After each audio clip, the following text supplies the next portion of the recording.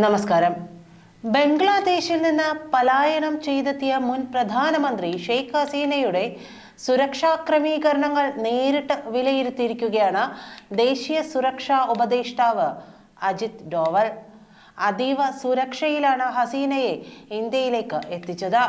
പ്രധാനമന്ത്രിക്ക് അടക്കം നൽകുന്ന തരത്തിലെ സുരക്ഷയും കരുതലും ഹസീനയ്ക്ക് ഇന്ത്യ നൽകി.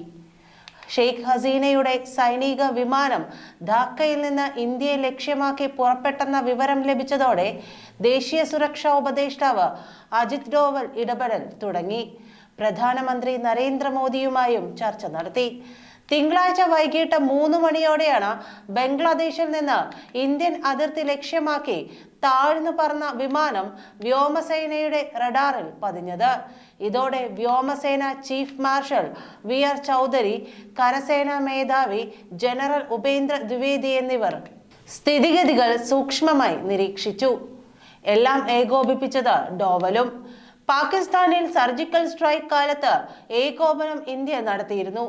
വരുന്നത് ഹസീനയുടെ വിമാനമാണെന്ന് തിരിച്ചറിഞ്ഞ വ്യോമസേന ഉദ്യോഗസ്ഥർ ഇന്ത്യൻ ആകാശത്തേക്ക് കടക്കാൻ വിമാനത്തിന് ഉടൻ അനുമതി നൽകി.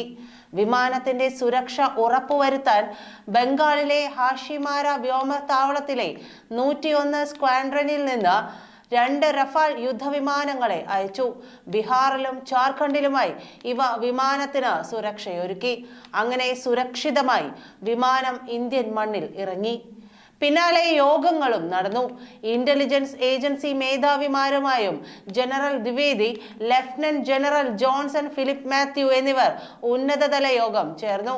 വൈകിട്ട് 5:45 ഹസീനയുടെ വിമാനം ഗസിയാബാദിലെ ഹിൻഡൻ വിമാനത്താവളത്തിലെത്തി. പിന്നാലെ ദേശീയ സുരക്ഷാ ഉപദേഷ്ടാവ് അജിത് ഡോവൽ വ്യോമസ്ഥാനത്തെത്തി ഹസീനയുമായി കൂടിക്കാഴ്ച നടത്തി. 1 മണിക്കൂറോളം കൂടിക്കാഴ്ച നീണ്ടു. ബംഗ്ലാദേശിലെ സാഹചര്യവും ഭാവി നീക്കങ്ങളും ഡോവലിനെ ഹസീന അറിയിച്ചു. കൂടിക്കാഴ്ചയുടെ വിവരങ്ങൾ ഡോവൽ പിന്നീട് പ്രധാനമന്ത്രിയുടെ അധ്യക്ഷതയിൽ ചേർന്ന കേന്ദ്ര സുരക്ഷാകാര്യ ക്യാബിനറ്റ് കമ്മിറ്റിയുടെ യോഗത്തെ അറിയിച്ചു. ഹസീനയ്ക്ക് വേണ്ട പിന്തുണയെല്ലാം ഇന്ത്യയും നൽകും. UK പോകാനാണ് താല്പര്യമെന്നാണ് ഇന്ത്യയെ ഹസീന അറിയിച്ചിരിക്കുന്നത്. എന്നാൽ തിടുക്കത്തിൽ തീരുമാനം വേണമോ എന്ന ചിന്ത ഹസീനയുടെയും മനസ്സിലുണ്ട് എന്നാണ് അറിയുന്നത്. അതിനിടെ ഹസീന ഇന്ത്യയിൽ തന്നെ ഉണ്ടെന്ന് കേന്ദ്ര സർക്കാർ അറിയിച്ചു. സർവകക്ഷി യോഗത്തിലാണ് കേന്ദ്ര വിദേശകാര്യമന്ത്രി എസ് ജയശങ്കർ ഇക്കാര്യം വ്യക്തമാക്കിയത്. ബംഗ്ലാദേശിലെ സ്ഥിതി കേന്ദ്ര സർക്കാർ നിരീക്ഷിക്കുന്നുണ്ട്.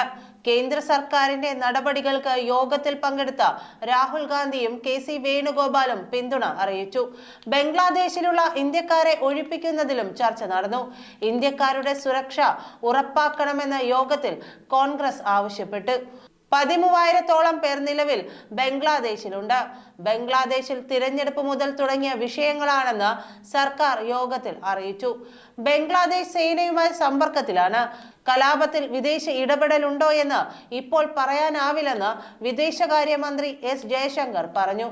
രാഹുൽ ഗാന്ധിയുടെ ചോദ്യത്തിനാണ് ജയശങ്കർ ഈ ഉത്തരം നൽകിയത്. പ്രധാനമന്ത്രി യോഗത്തിൽ പങ്കെടുത്തില്ല. ആഭ്യന്തരമന്ത്രി അമിത്ഷാ പങ്കെടുത്തു. UK-യിൽ രാഷ്ട്രീയ അഭയം നേടാനാണ് ഹസീനയുടെ നീക്കം. 76-കാരിയായ ഹസീന സഹോദരി രൊഹാനയ്ക്കൊപ്പമാണ് ബംഗ്ലാദേശ് വിട്ടത്. രൊഹാനയ്ക്ക് ബ്രിട്ടീഷ് പൗരത്വമുണ്ട്. അതേസമയം ഹസീനയ്ക്ക് രാഷ്ട്രീയ അഭയം നൽകുന്ന വിഷയവുമായി ബന്ധപ്പെട്ട UK-യിൽ നിന്ന് ഇതുവരെ സ്ഥിരീകരണമൊന്നും ലഭിച്ചിട്ടില്ല. ഹസീനയുടെ ഇളയ സഹോദരിയാണ് രൊഹാന. ഇവരുടെ മകൾ തുലിപ് സിദ്ദിഖ് ബ്രിട്ടീഷ് പാർലമെന്റിലെ ലേബർ പാർട്ടിയുടെ അംഗമാണ്. ഹസീന ഇന്ത്യയിലെത്തിയ സാഹചര്യത്തിൽ പ്രധാനമന്ത്രി നരേന്ദ്രമോദിയുടെ വസതിയിൽ നിർണായക യോഗം ചേർന്നിരുന്നു. സുരക്ഷ സംബന്ധിച്ച് ക്യാബിനറ്റ് കമ്മിറ്റി യോഗമാണ് ചേർന്നത്. പ്രതിരോധ മന്ത്രി രാജ്നാഥ് സിംഗ്, ആഭ്യന്തരമന്ത്രി അമിത്ഷാ, വിദേശകാര്യമന്ത്രി എസ് ജയശങ്കർ, ധനകാര്യമന്ത്രി നിർമ്മല സീതാരാമൻ എന്നിവർ യോഗത്തിൽ പങ്കെടുത്തു.